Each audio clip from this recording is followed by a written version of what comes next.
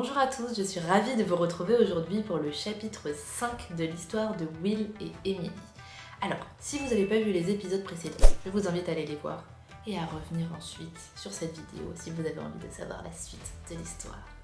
Et c'est parti pour l'histoire de Will et Emily.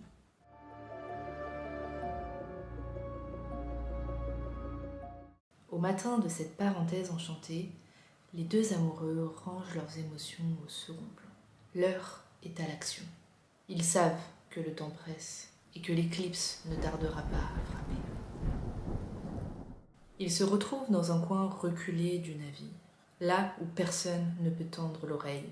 Depuis sa dernière entrevue avec le commandant, Will se méfie, plus que jamais. Will inspire profondément et dit à Emily : « J'ai réfléchi à un plan. Pour moi, l'éclipse frappera pendant le transfert du collier. Pas avant, pas après. Avant et pendant l'exposition, trop risqué. Pendant la soirée privée, trop évident. Non, leur meilleur coup, c'est l'entre-deux. Là où le collier est vulnérable. » Emily hoche la tête, concentrée. Ils vont sûrement changer l'original contre une réplique. Le plan classique. Alors voilà, on place donc un premier traceur sur le collier et un autre sur Adam. Comme ça, on les suit en temps réel. Je vous passe les détails techniques, mais vous connaissez Emily et Will. Ils arrivent toujours à leur fin. Will poursuit plus grave. Adam et le commandant seront obligés d'être à la soirée. Représentation oblige. Impossible pour eux de filer avant. C'est là qu'on crée le doute. On balance que le collier est peut-être un faux. On ne pourra pas le prouver, mais ça sèmera la panique. Et plus le doute grandira, plus ils voudront s'éclipser vite. Trop vite. On va les forcer à commettre une erreur. Et c'est à ce moment-là qu'on les piégera. Emily fixe Will, suspicieuse. Ton plan est malin, Will. Tu sembles avoir tout prévu. Comme si tu avais toujours un coup d'avance. Will détourne les yeux. J'ai juste beaucoup réfléchi. Et rappelle-toi, je suis un fan d'enquête criminelle. Je connais les rouages. Emily le fixe longuement, mais finit par passer à autre chose. Elle reprend. Oui. Ok. Mais en revanche, on aura besoin d'aide. Et accessoirement, rappelle-toi, je ne suis même pas conviée à cette soirée. Will esquisse un sourire confiant. On arrangera ça, ne t'en fais pas. Et puis, on ne sera pas seul. On aura de l'aide. Emily se fige. Comment ça, pas seul ? Quel genre d'aide on aura ? Will se racle la gorge. L'air presque coupable. Interpol, dit-il. Un silence pesant s'est installé. Will, regardant autour de lui, sur un ton plus bas, s'explique.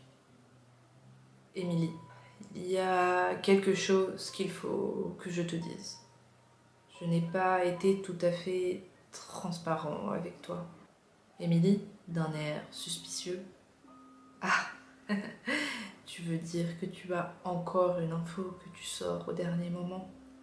Vas-y, je t'écoute, Will. Will, se frottant la nuque, visiblement mal à l'aise. Il y a peu, j'ai contacté un ami. Quelqu'un de confiance, qui bosse justement à Interpol.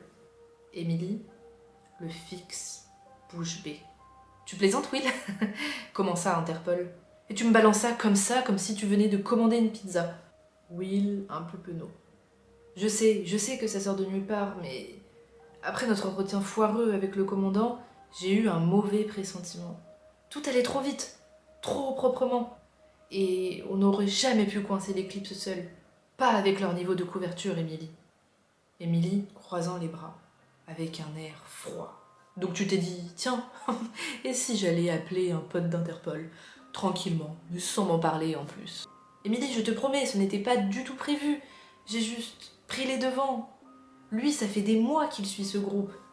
Il savait des choses. Et dès que je lui ai parlé de Belfort, de la croisière, du commandant, il m'a dit qu'il fallait agir tout de suite. Et il a activé une petite cellule, des agents en civil. Ils seront là le soir de la réception. Emily le fusille du regard. Mais Will, je comprends pas pourquoi tu m'en parles seulement maintenant, t'aurais très bien pu m'en parler avant. Will répond calmement, mais on sent qu'il est très tendu. Parce que jusqu'à maintenant, je voulais te protéger. Je pensais qu'on aurait le temps de gérer ça à deux, mais nous n'avons pas le luxe d'hésiter, Emily. Le piège se referme, tu comprends? À ces mots, Emily inspire profondément. Elle lève les yeux au ciel et ne dit rien. Elle finit par reprendre d'une voix calme, presque trop calme. Ok, on est tous les deux à cran, fatigués, sous pression. T'as sûrement voulu bien faire, je te crois, oui. Mais au fond d'Emily, quelque chose s'est brisé. Ce n'est pas une explosion, c'est pire. C'est un doute, froid et silencieux. Will lui cache quelque chose. Elle en est désormais certaine. Quant à Will, lui sent qu'il vient d'activer une bombe à retardement.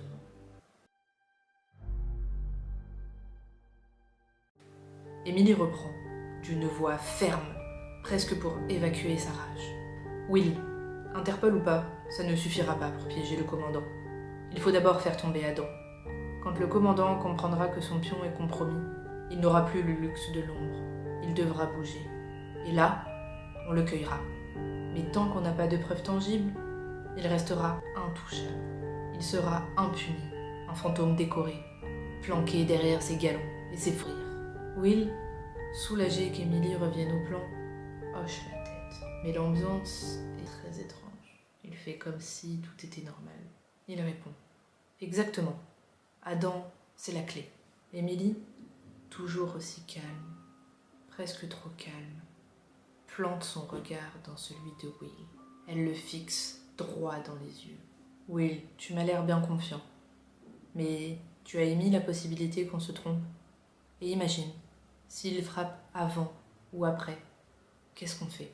Le regard qu'Emily lance à Will lui fait froid dans le dos. Il ne l'avait jamais vue comme ça. Aussi froide, aussi calme. Mais il répond en essayant de faire abstraction de ce sentiment. Oui, bien sûr, j'y ai réfléchi. Eh bien, dans ce cas, si je me suis trompée, on les prendra en flagrant délit. Les traceurs sont notre filet de sécurité. Et Interpol interviendra au moindre signal.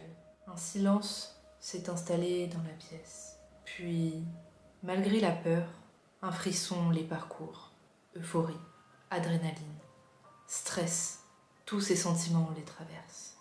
Emily sent que la chasse est lancée. Will aussi. Mais ce qu'ils ignorent encore, c'est que dans ce jeu d'ombre, le piège qui se refermera le premier ne sera pas celui qu'ils